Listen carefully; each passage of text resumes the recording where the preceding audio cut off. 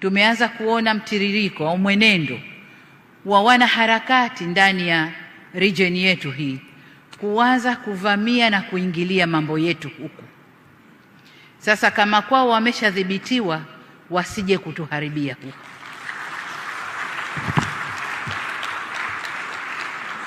Tusitowe nafasi.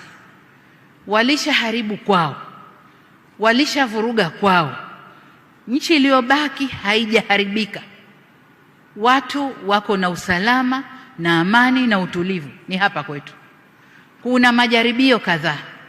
Niwaombe sana vyombo vya ulinzi na usalama na nyinyi wasimamizi wa sera zetu nje kutoa nafasi kwa watovu wa adabu wa nchi nyingine kuja kutovuka hapa kwetu. Hapana.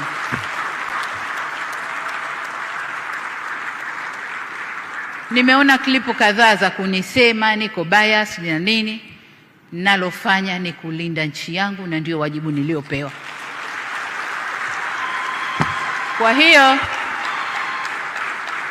hatutatoa nafasi kwa kiumbe yoyote kuja kutuvurugia hapa, awe yupo ndani au anatoka nje.